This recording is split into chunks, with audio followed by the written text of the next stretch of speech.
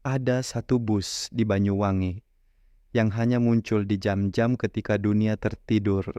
Tidak ada tujuan, tidak ada jadwal, tapi sekali kau naik, kau mungkin tidak akan pernah turun. Pukul 13.12, itulah waktunya. Waktu ketika kenyataan dan kematian hanya dipisahkan oleh satu langkah naik ke dalam bus terakhir. Ini cerita tentang Reza, tentang satu perjalanan pulang yang berubah menjadi perjalanan tanpa arah, dan tentang satu bus tua yang tak pernah benar-benar hilang. Malam mulai larut di Terminal Sri Tanjung, Banyuwangi. Udara lembab dan dingin menusuk kulit.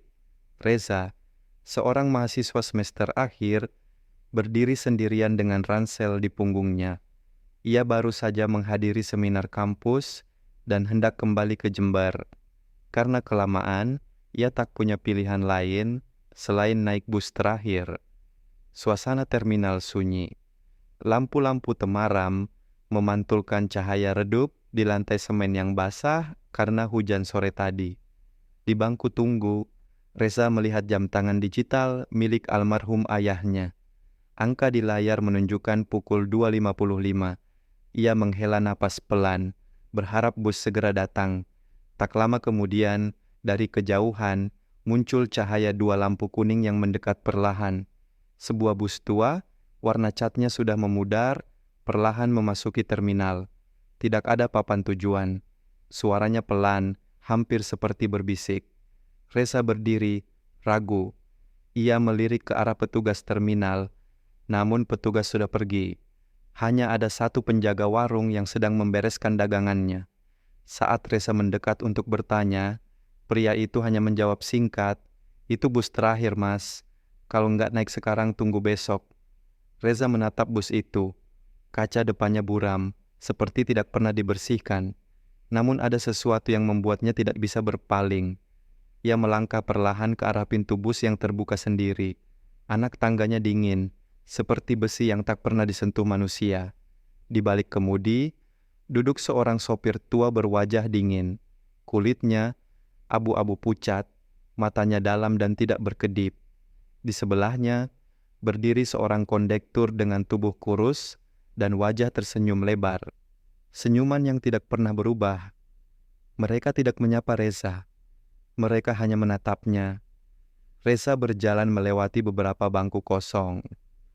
Aroma melati samar tercium. Ia memilih duduk di barisan tengah, menaruh ransel di pangkuan, lalu mencoba mengatur napas. Jantungnya berdetak sedikit lebih cepat dari biasanya. Bus mulai melaju, perlahan keluar dari terminal. Saat roda mulai berputar, Reza merasakan getaran aneh di lantai bus. Bukan seperti mesin biasa, tapi lebih seperti detak jantung besar yang berjalan di bawah lantai. Ia mencoba tidak terlalu memikirkannya. Ia menyalakan ponsel, mencoba mengirim pesan ke ibunya, tapi tidak ada sinyal. Reza menghela napas lagi, lalu memandangi jalan dari balik kaca jendela. Lampu jalan mulai jarang. Terminal makin jauh di belakang. Dunia seperti mulai mengecil.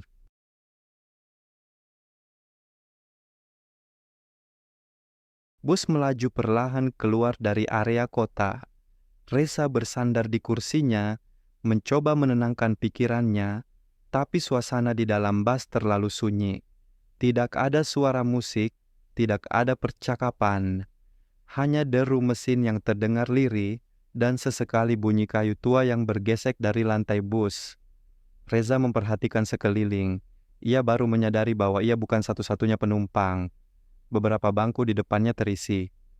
Tepat dua baris di depan, duduk seorang pria kantoran, mengenakan kemeja putih dan dasi merah. Tapi yang aneh, bajunya basah seperti habis diguyur hujan, dan ia tak bergerak sama sekali. Kepalanya sedikit menunduk, tapi matanya terbuka menatap kosong ke depan. Di barisan sebelah kanan belakang, seorang ibu tua duduk diam sambil memeluk boneka lusuh. Kerudung putih kekuningan menutupi sebagian wajahnya. Tangannya kurus, menua dan pucat. Ia tampak seperti sedang tidur, tapi Reza sesekali melihat senyum samar muncul di wajahnya, tanpa alasan. Sementara itu, di belakang kiri, tepat satu baris dari bangku terakhir, Duduk seorang anak kecil berseragam TK. Ia mengayun-ayunkan kakinya pelan dan bermain dengan bayangan tangannya di dinding bas. Sesekali, ia tertawa pelan, suara cekikik kecil yang menggema di lorong kosong. Reza merasa merinding. Ada sesuatu yang tidak beres, tapi ia mencoba tetap logis. Mungkin mereka sama lelahnya sepertiku, batinnya. Tapi ia tak bisa menepis kenyataan bahwa semuanya terlihat terlalu diam, tidak alami. Lampu bus berwarna kekuningan menggantung dari atap dengan kabel yang sudah tua. Salah satunya berkedip-kedip. Reza mencoba mengalihkan pandangannya keluar, tapi jalanan yang dilalui semakin gelap. Tidak ada lampu jalan, tidak ada kendaraan lain, hanya suara ban melindas aspal basah yang mengisi keheningan. Ia menggeser duduknya, mencoba mencari posisi nyaman. Tapi entah kenapa, bangku itu terasa keras dan dingin, seperti bukan bus modern, seperti bangku lama, dengan kerangka logam dan pelapis yang sudah tipis. Ia menyentuh jendela dan merasakan embun di kaca. Aneh, pikirnya. Seharusnya tidak sedingin ini. Beberapa menit berlalu. Reza mencoba tidur, tapi matanya enggan tertutup. Perasaan tidak nyaman menggelayuti. Di depan, sopir dan kondektur masih tidak berkata sepatah kata pun.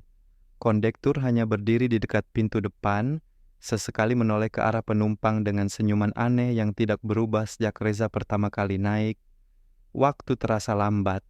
Reza melihat jam tangannya. Pukul 3 Juni. Saat ia menunduk, ia melihat sesuatu aneh di lantai. Ada bekas lumpur di bawah kursi pria kantoran, tapi tidak ada suara basah, tidak ada tetesan. Dari mana datangnya? Ia menoleh ke anak kecil. Anak itu menatap langsung ke arahnya sambil tersenyum. Tapi yang membuat Reza tercekat, anak itu tidak berkedip sama sekali. Reza memejamkan mata sejenak. Ia menghitung napas. 1, 2, 3. Saat membuka mata, suasana di dalam bus tidak berubah. Tapi kini Reza merasa seperti semua orang sedang memperhatikannya diam-diam. Seolah mereka tahu ia mulai curiga. Ia menatap kembali ke jendela. Refleksi dirinya samar terlihat di kaca. Tapi di belakangnya, ada sosok berdiri, padahal tidak ada siapa-siapa di lorong.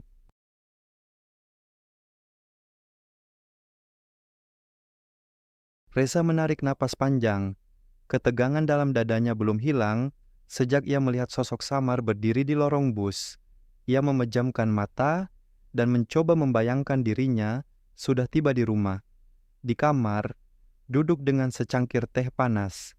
Tapi imajinasi itu cepat menghilang saat ia kembali membuka mata dan mendapati bus masih melaju di jalanan gelap yang tak dikenalnya. Bus melaju perlahan, tapi mantap. Di luar jendela, hanya ada bayangan pohon-pohon besar dan kabut tipis yang menari di antara semak. Tidak ada rumah, tidak ada kendaraan lain, tidak ada tanda kehidupan. Seakan dunia telah ditelan malam, Reza memutuskan untuk berdiri dan berjalan ke depan, berharap bisa bertanya langsung kepada sopir tentang rute yang diambil. Tapi langkahnya terhenti ketika ia melihat kondektur yang tadinya berdiri di dekat pintu, kini duduk di bangku baris pertama, menghadap ke arah Reza. Senyumnya masih sama, terlalu lebar, terlalu tidak wajar. Reza menelan ludah, lalu berkata pelan, "Pak, ini lewat mana ya? Saya kira jalur ke Jember tidak seperti ini." Kondektur tak langsung menjawab. Ia hanya menoleh pelan ke arah sopir, lalu kembali menatap Reza. Dengan suara rendah, pelan, seperti suara angin yang berdesir dari celah pintu tua. Ia berkata, "Tenang mas, kami tahu kemana tujuan mas Reza." Jantung Reza berdegup kencang. Ia tidak pernah menyebutkan namanya. Ia mundur satu langkah. Kondektur hanya tersenyum lagi, lalu menutup mata sejenak seperti berdoa. Tiba-tiba, lampu bus berkedip 2 kali. Seluruh penumpang lain, ibu tua, pria kantoran dan anak kecil, serempak menundukkan kepala. Reza berdiri kaku, tak tahu harus berbuat apa. Ia berbalik dan berjalan cepat kembali ke tempat duduknya. Ia merogoh ransel, mengambil ponsel, dan mencoba menelepon, tapi tetap tidak ada sinyal. Beberapa menit berlalu dalam diam. Lalu, suara dari speaker bus terdengar seperti suara rekaman lama. "Terima kasih telah menggunakan layanan kami. Mohon duduk dengan tenang. Perjalanan Anda akan segera sampai pada tujuan akhir." Suara itu berulang, seolah loop yang tak berujung. Reza mulai merasa pusing. Kepalanya berat. Ia melihat keluar jendela. Tapi kali ini bukan pepohonan yang terlihat, melainkan deretan makam tua, penuh lumut. Seolah bus berjalan di tengah-tengah kompleks pemakaman. Ia menoleh ke kursi sebelah. Kosong. Tapi beberapa detik sebelumnya, ia yakin ada penumpang lain yang duduk di sana. Ia berdiri lagi, perlahan berjalan ke arah belakang. Saat melewati bangku tempat ibu tua duduk, ia menyadari sesuatu yang sangat aneh. Boneka yang dipeluk ibu itu kini membuka mata. Ia mempercepat langkah, tapi tiba-tiba suara ketukan terdengar dari bawah lantai bus. 1 kali, 2 kali, 3 kali. Reza menunduk. Tidak ada apa-apa. Tapi suara itu terus datang, makin cepat, seperti ada yang merangkak di bawah bus. Reza kembali ke tempat duduknya. Ia memejamkan mata. Tapi kali ini, ia merasa kursi yang didudukinya bergerak sendiri. Seperti bernafas, seperti sedang memeluknya dari belakang. Tiba-tiba, angin dingin bertiup dari lorong bus. Aroma melati kembali muncul, kini lebih kuat. Ia menoleh ke samping dan melihat ibu tua itu kini berdiri, memegang boneka yang menatap langsung ke arahnya. Lampu bus mati. Hening. Kemudian, terdengar suara anak kecil tertawa keras di bagian belakang bus.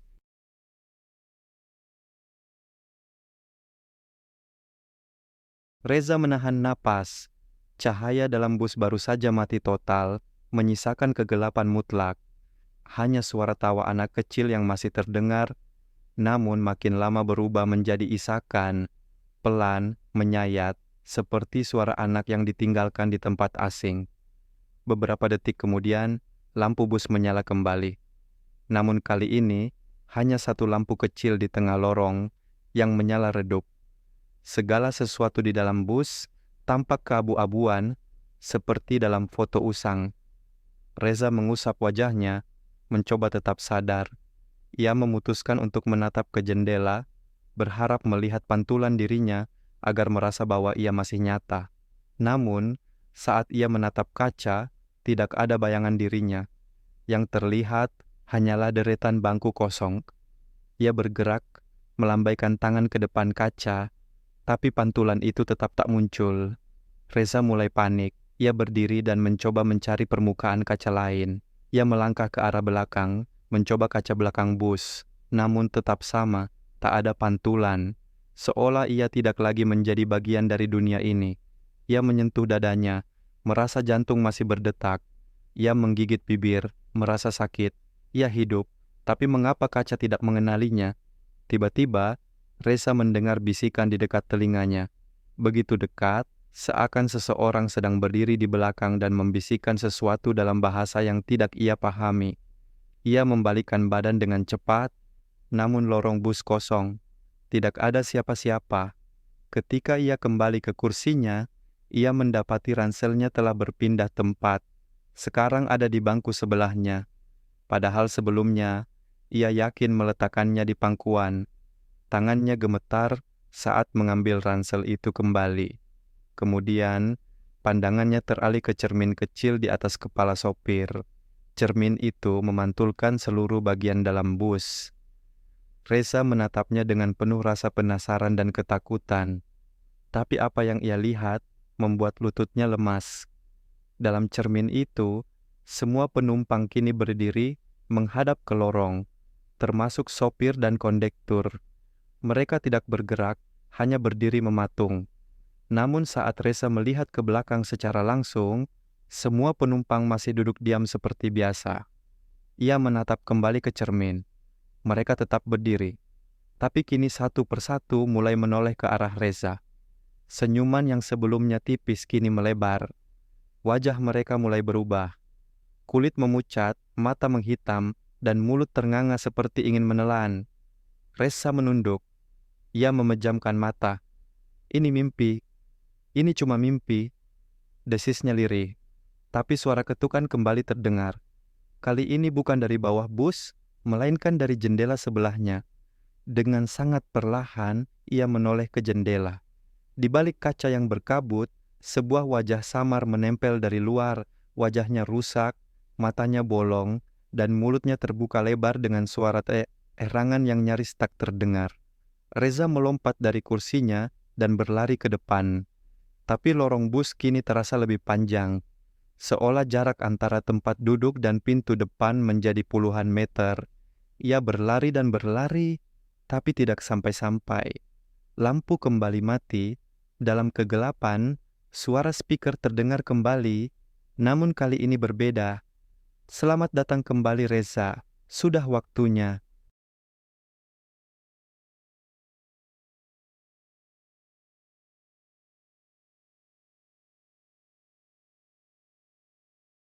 Reza masih berdiri di lorong bus, yang terasa semakin panjang dan tak berujung.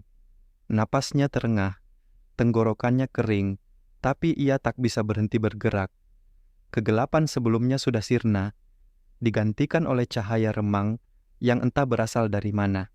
Langit-langit bus berubah, seperti koridor rumah sakit tua, kusam dan berjamur. Ketika akhirnya ia kembali melihat kondektur, pria itu kini berdiri di ujung lorong, menatap Reza tanpa berkedip. Senyumnya masih sama, terlalu lebar untuk wajah sekurus itu. Bibir hitamnya mereka tak wajar, seakan dibelah paksa. Reza memberanikan diri melangkah. Apa yang terjadi? Siapa kalian sebenarnya? Teriaknya. Tapi suara itu hanya menggema di ruang kosong. Tidak ada jawaban. Hanya senyum kondektur yang semakin membesar. Saat Reza mendekat, ia melihat tubuh kondektur mulai berubah.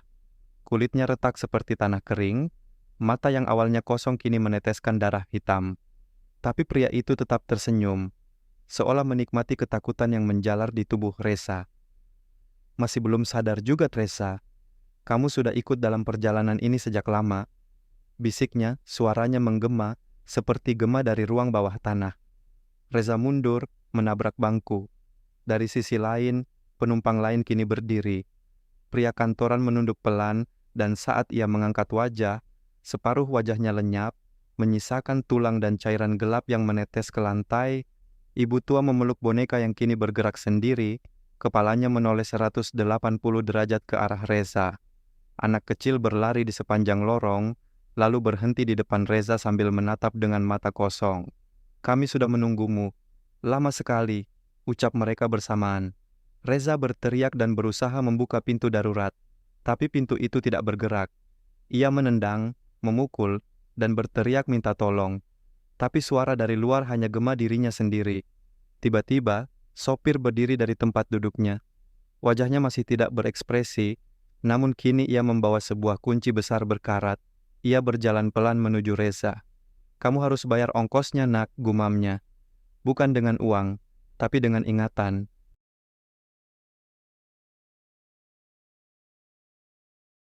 Reza terdorong mundur hingga terjatuh, tubuhnya gemetar hebat. Kunci besar yang dibawa sopir kini berbunyi pelan, berderit setiap kali bergoyang di tangan. Udara dalam bus semakin dingin, embun mulai menempel di kaca-kaca jendela, menciptakan pola seperti urat nadi. Suara ketukan kembali terdengar. Bukan dari luar, bukan dari bawah, tapi dari dalam bangku, dari dalam dinding. Seolah sesuatu hidup di balik lapisan bus. Sopir berhenti di hadapan Reza. Ia menatapnya lama, lalu berkata pelan, "Saat kamu naik tadi, kamu memilih untuk melupakan, tapi semua yang kamu lupakan, kini menuntut untuk diingat kembali." Tiba-tiba, semua lampu dalam bus menyala bersamaan. Suaranya meletup seperti sirkuit terbakar. Reza menutup matanya, lalu membukanya perlahan. Penumpang lainnya kini berdiri di lorong, membentuk lingkaran mengelilinginya. Mereka semua menatapnya. Anak kecil tertawa kecil, namun suaranya berubah menjadi suara orang dewasa. Pria kantoran mulai berjalan pelan, mulutnya mengucapkan sesuatu yang tidak terdengar. Ibu tua mendekat, sambil menyanyikan lagu Nina Bobo dengan suara serak dan tempo lambat. "Bobo, Bobo, adik manis Bobo." Reza memundurkan tubuhnya, namun di belakangnya hanya ada bangku dan jendela berkabut. Tidak ada jalan keluar.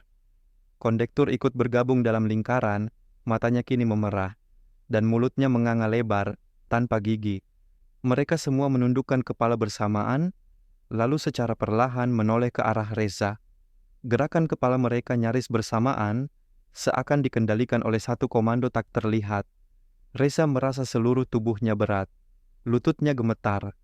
Ia jatuh terduduk, kepalanya terasa berputar, telinganya dipenuhi suara-suara bisikan yang saling bertabrakan, kata-kata yang tidak ia mengerti. Sopir mengangkat kunci karat tinggi-tinggi. Saat benda itu menyentuh atap bus, terdengar bunyi keras seperti lonceng besar dipukul. Semua penumpang berhenti bergerak. Hening menggantung di udara. Lalu satu persatu dari mereka mulai membisikkan nama Reza. "Reza, Reza, Reza."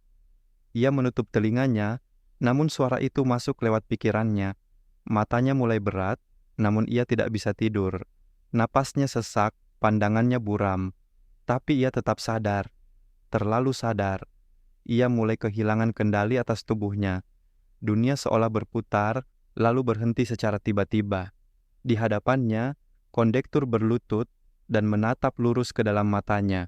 Dengan suara sangat pelan, ia berkata, "Kamu belum sepenuhnya di sini, tapi kamu juga bukan lagi di sana."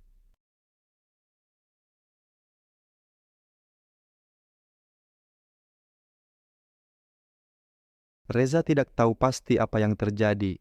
Tubuhnya terasa melayang. Dunia di sekelilingnya berubah menjadi kabut. Warna-warna memudar, suara mengecil, dan udara semakin tipis. Ia merasakan tubuhnya lemah, namun pikirannya masih setengah sadar. Suara yang tadinya berisik kini seperti ditarik menjauh, seolah seluruh bus menjauh dari dirinya sendiri. Dalam kegelapan itu, Reza melihat kilasan-kilasan aneh.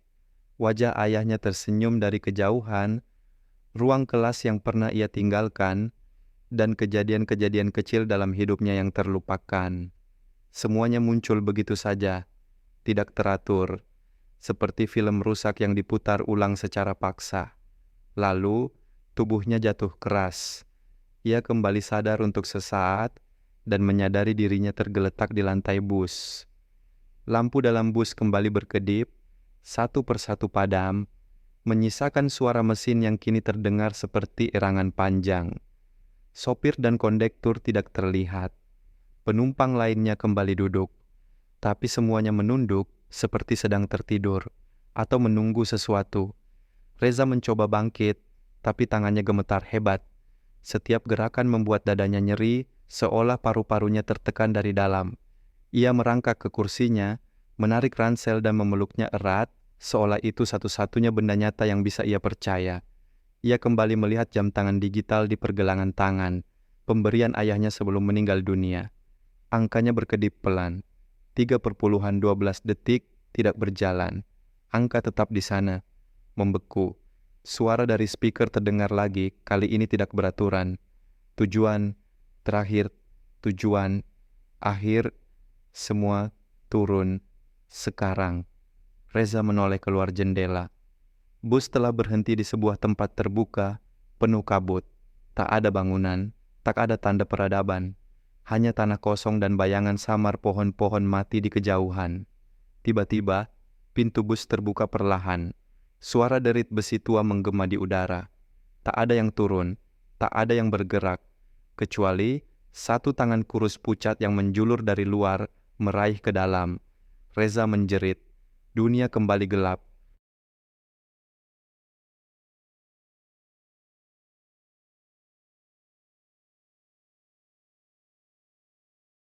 Pagi mulai merekah di pinggir hutan perbatasan Situbondo. Kabut belum sepenuhnya menghilang, menyelimuti pohon-pohon dan tanah yang lembab oleh embun malam.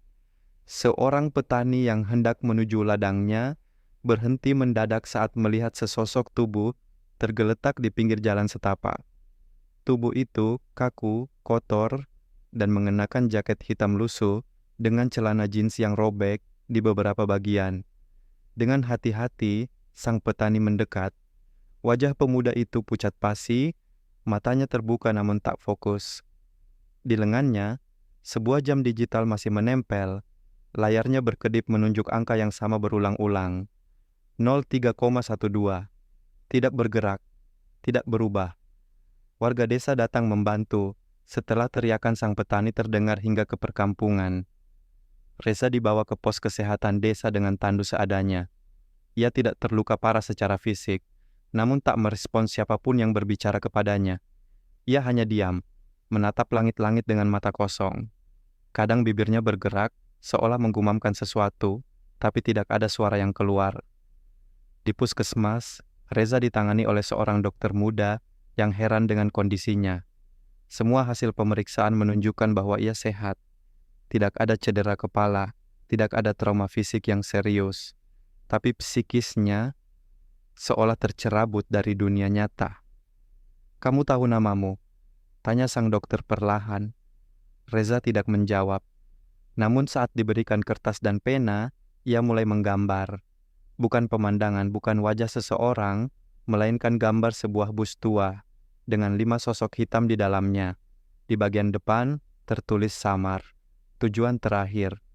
Ia menggambar berulang kali, setiap hari. Bus yang sama, wajah yang sama, bahkan bentuk jok dan pola retak di kaca jendela, ia gambar dengan akurat, berulang tanpa perubahan. Warga yang penasaran mulai ramai membicarakan kisah itu. Beberapa mengaku pernah mendengar cerita tentang bus tua yang dulu sering muncul malam hari di terminal Banyuwangi, tapi hilang sejak kecelakaan puluhan tahun lalu. Bus yang katanya tidak pernah sampai tujuan. Petugas dari kepolisian datang untuk menyelidiki. Mereka memeriksa rekaman CCTV terminal, namun tidak menemukan jejak bus yang membawa Reza. Bahkan petugas malam yang berjaga di terminal mengaku tidak melihat ada bus terakhir yang berangkat pada malam itu.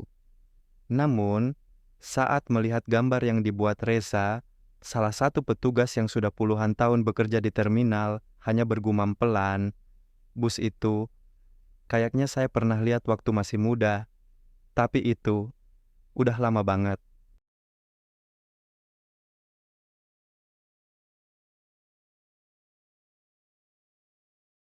Di ruang rawat puskesmas kecil itu, Reza duduk di kursi dekat jendela. Tatapannya kosong, jauh menembus kabut pagi yang masih menyelimuti halaman depan. Di pergelangan tangannya, jam digital tua yang selama ini tak pernah lepas, tetap berkedip pada angka yang sama, 03/12. Seolah waktu berhenti hanya untuknya. Seorang perawat masuk membawa sarapan. Reza tidak bereaksi. Ia hanya duduk diam, menggenggam pena dan lembaran kertas lain di tangannya. Kali ini, ia menggambar sesuatu yang berbeda. Masih bus yang sama, tapi kali ini dengan tambahan detail. Jalanan kosong dengan papan penunjuk arah bertuliskan, "Bukan dunia ini."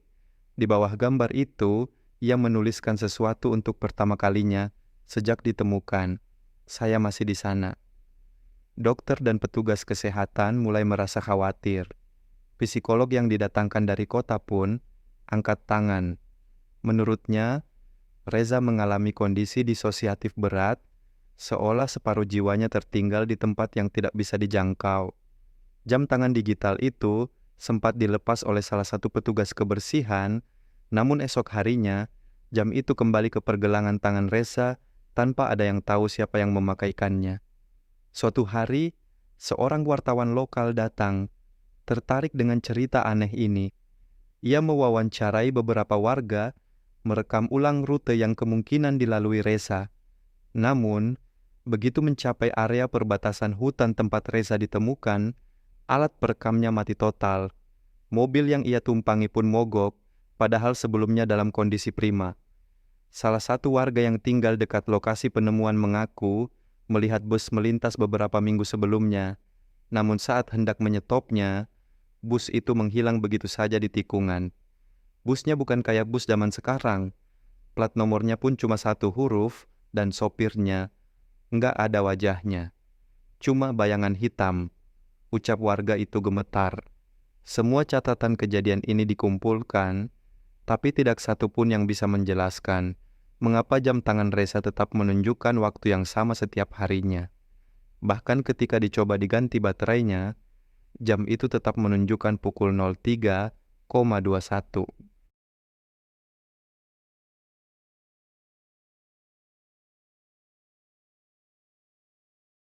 Reza duduk di sudut kamarnya di puskesmas. Hari-harinya berlalu dalam keheningan. Ia tak bicara, tak menulis, hanya menggambar. Selalu bus yang sama, selalu 5 sosok gelap, dan satu tempat kosong.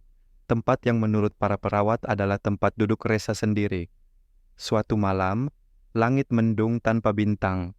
Petugas malam yang sedang berjaga melihat Reza berdiri di luar gedung. Padahal pintu terkunci. Ia hanya berdiri, menatap ke arah jalan, seolah menunggu sesuatu. Tepat pukul 03.212, suara klakson pelan terdengar dari kejauhan. Tidak nyaring, hanya seperti bisikan yang dibawa angin. Petugas yang berjaga mencoba keluar, tapi saat tiba di luar, Reza sudah tidak ada. Hanya ada bekas jejak kaki menuju jalan yang berakhir di tanah kosong. Keesokan paginya, perawat menemukan secarik kertas di atas ranjang Reza. Di atasnya, gambar bus tua kembali tergambar. Namun kali ini berbeda. Bangku yang kosong kini terisi. Reza duduk di sana, menatap jendela. Di atas gambar, ada tulisan kecil dengan tinta samar. Sekarang lengkap. Tak ada yang pernah melihat Reza lagi. Namun beberapa supir truk malam mengaku kadang melihat bus tua melintas pelan di tikungan hutan perbatasan Situbondo, tepat pukul 03.212. Bus itu tidak pernah menyala lampunya, tidak pernah berhenti, tapi selalu terlihat penuh. Dan jika kau menatap terlalu lama, kau akan melihat satu penumpang di barisan tengah menatap balik padamu. Cerita tamat.